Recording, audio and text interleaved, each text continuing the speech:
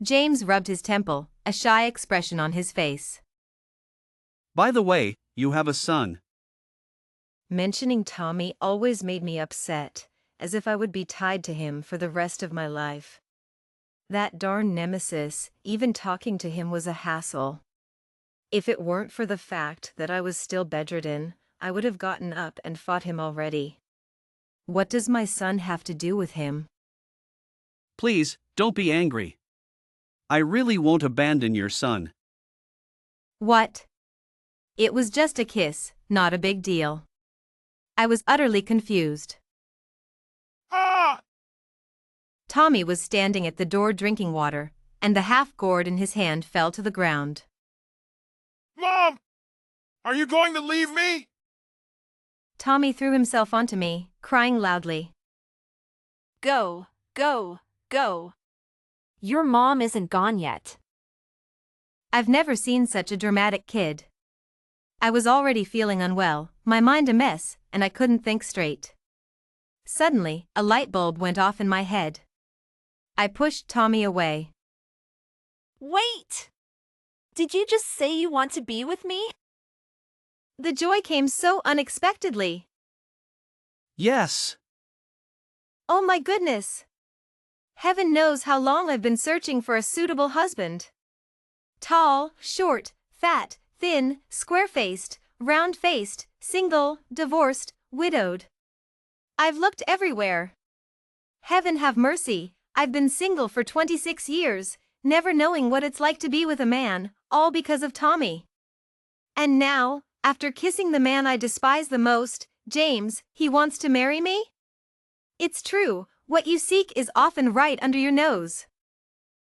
Thinking of this, I grabbed James by the collar, staring into his eyes, trying to see if he was lying. To my surprise, his face turned bright red. He really can't take a joke. If I had known a kiss could solve everything, I wouldn't have chased men all over the mountains. Thinking of my past antics, I felt deeply embarrassed. Mom, you did great. You caught a young one. Go away. What are you talking about? Mom, don't be shy. You have to seize your happiness. This little rascal, so wise beyond his years, made me tear up. Tommy. Mom. I hugged Tommy, crying, finally, someone wants me. The feud between James and me started over a mountain. We were both bandits on Cattail Mountain. He occupied the southern part, while I held the northern part by the sea. They say desperate times call for desperate measures. The original owner lost her father young, and her mother remarried early. He lost his mother young, and his father was a shepherd. So, we both had to fend for ourselves and became leaders of our respective territories. I started fighting and causing trouble from a young age, hanging out with a bunch of wild kids, and often setting up camp in caves. This is mine, this is mine, this is also mine. Until I grew up and suddenly had Tommy, I realized that besides owning 12 caves and becoming the queen of half of Cattail Mountain, I hadn't found a partner in 26 years. James, on the other hand, occupied the other half of the mountain. He had 23 caves. This made us see each other as enemies. We fought at Bullhead Dam last night. I brought 25 brothers, and he only brought 3. Yet, he managed to knock down all my Black Phoenix heroes. My brothers were so impressed that they almost swore brotherhood with his Green Dragon gang right in front of me. Women are still women, not as strong as us men. They whispered in front of me. I was so angry I almost spat blood, gritted my teeth, and charged at James standing on top of Bullhead Dam. With his broad shoulders and narrow waist, he easily dodged, and I fell from the dam to the bottom. On the brink of death, I suddenly remembered I had never kissed anyone, and it would be a shame to die without experiencing it. Seeing James's head close by, I bit down hard. Unexpectedly, it led to something wonderful. The night at Bullhead Dam was intense. I had 25 brothers with me, and he brought only 3. Yet, James managed to knock down all my Black Phoenix heroes. My brothers were so impressed with his prowess that they almost swore loyalty to his Green Dragon gang right in front of me. "Women are still women, not as strong as us men," they whispered. I was so furious I could have spat blood. I gritted my teeth and charged at James, who stood confidently on top of the dam. With his broad shoulders and narrow waist, he easily dodged, and I tumbled down to the bottom. On the brink of death, a strange thought crossed my mind. I had never kissed anyone, and it would be a shame to die without experiencing it. Seeing James's head close by, I bit down hard. Unexpectedly, it led to something wonderful. The battle at Bullhead Dam had left a lasting impression on everyone involved. The night was alive with tension as the two gangs clashed. I can't believe it, James. You and your 3 men took down all my Black Phoenix heroes. Calm down, John. It was just a fight. John's brothers were so impressed with James's prowess that they almost swore brotherhood with the Green Dragon gang right in front of him. Women are still women, not as strong as us men. Yeah, did you see how easily James took them down? Furious, John charged at James, who stood confidently on Bullhead Dam. With his broad shoulders and narrow waist, James easily dodged, causing John to fall. I can't believe it. On the brink of death, and I haven't even kissed anyone. With a sudden burst of courage, John bit down on James's head, leading to an unexpected and wonderful moment. After some peaceful days at Black Phoenix Village, James proposed to me. Seeing that Mr. Smith hadn't shown up since his last visit, I comfortably accepted James's betrothal gifts. The entrance was adorned with red double happiness couplets, and high lanterns were hung on the stone beams. Thinking about the wedding night tonight, my heart fluttered like the spring breeze in February. Boss, your outfit looks great. Did the big boss buy it for you? What? I haven't even married yet, and you already want to switch bosses? Calling him Big Boss so affectionately. Boss, I'm just saying you're already with a big boss. Why bother with us rough guys? His words left me speechless. Sigh, it seems that once I marry, the former glory of Black Phoenix Village will be gone. My once ambitious heart suddenly felt a bit uneasy. Suddenly, a group of people surged at the entrance, led by a chubby middle-aged man. Congratulations, Miss Emily, he said, bowing with a smile. I suspiciously looked at him and asked Jack. Who is this? I am Mr. Smith, the magistrate from the town below. Memories flooded back like a tide. My face twitched involuntarily. Just then, Tommy was brought over by my brothers. I felt as if time had stopped. Mom! He was dressed in new clothes, looking like a young gentleman, with delicate features.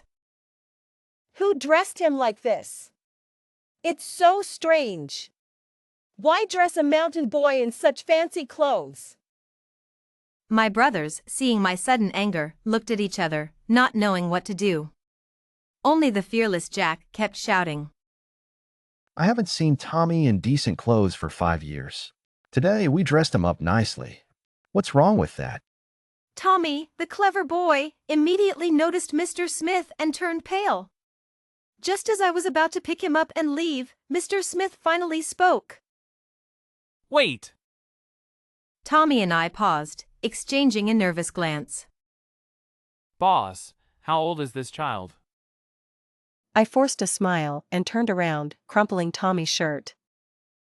Oh, Mr. Smith, you've been here for a while. Please come in for some tea. Old Ding, please escort Mr. Smith to the hall, I said, trying to move forward, but inwardly cursing Jack. I turned back to see Mr. Smith signaling to a man in a short jacket.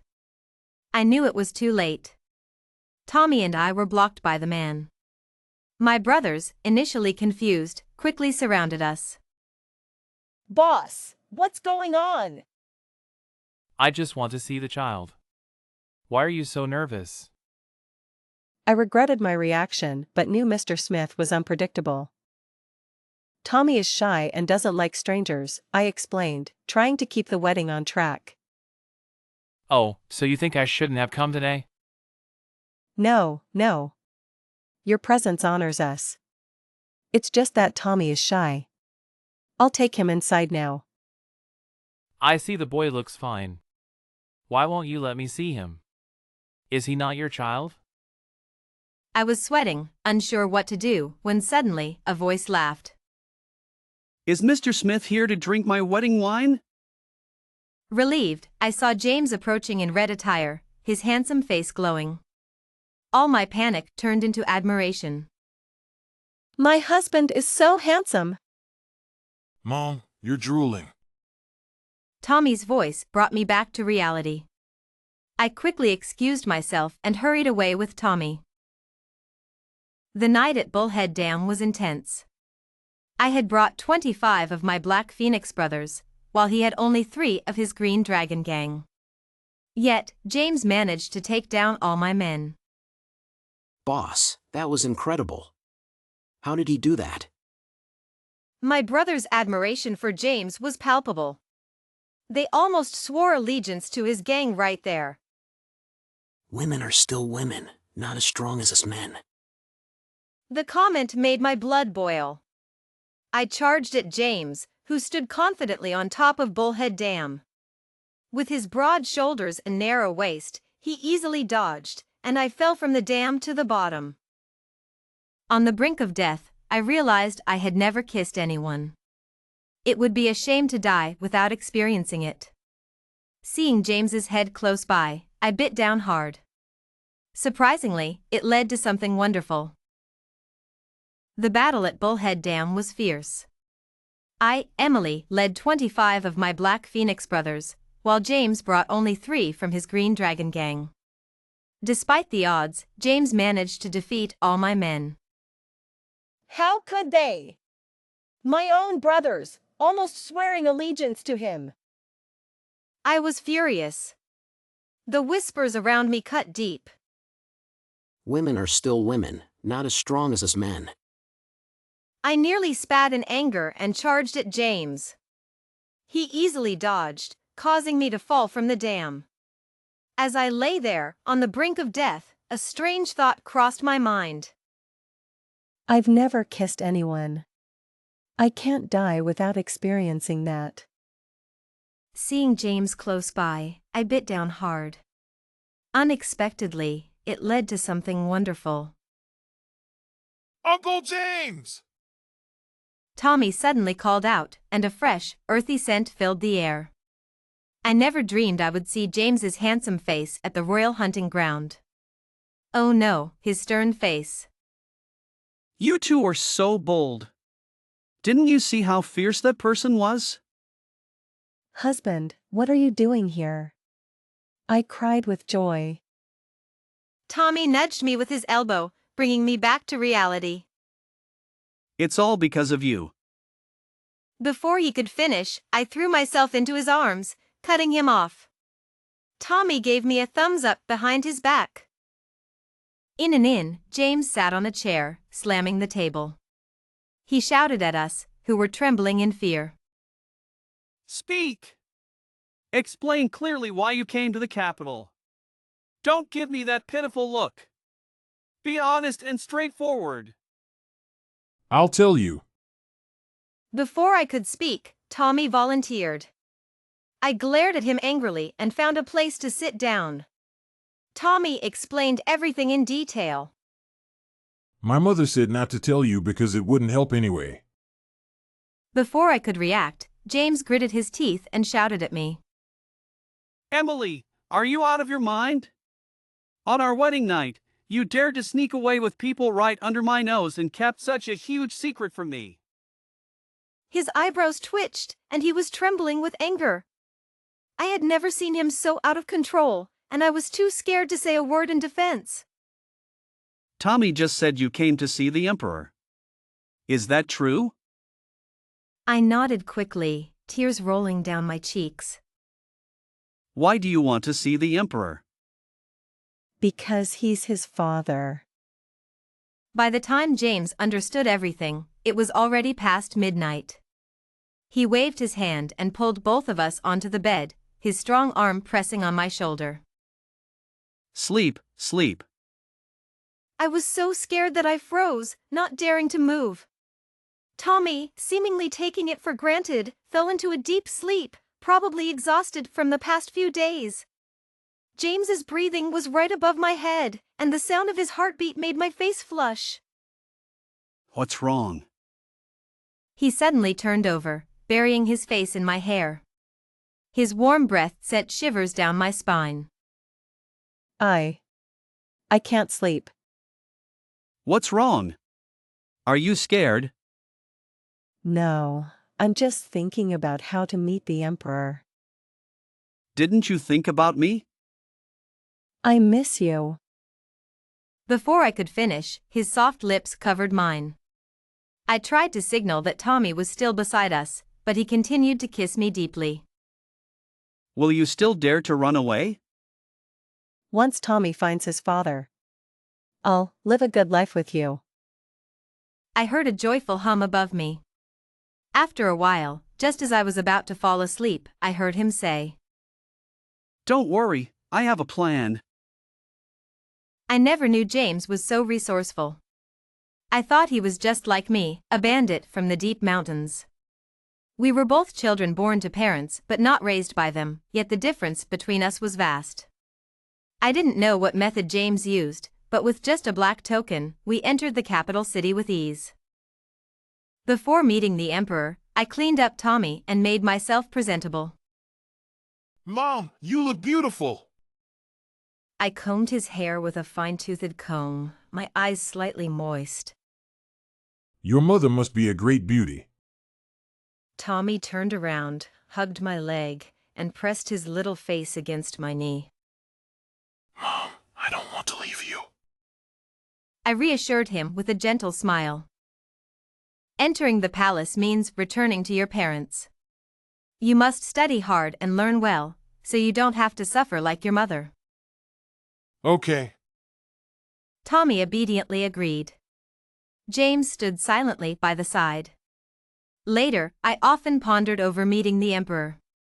The Emperor wasn't old, in fact, he looked quite young, not much older than James. Tommy looked just like him.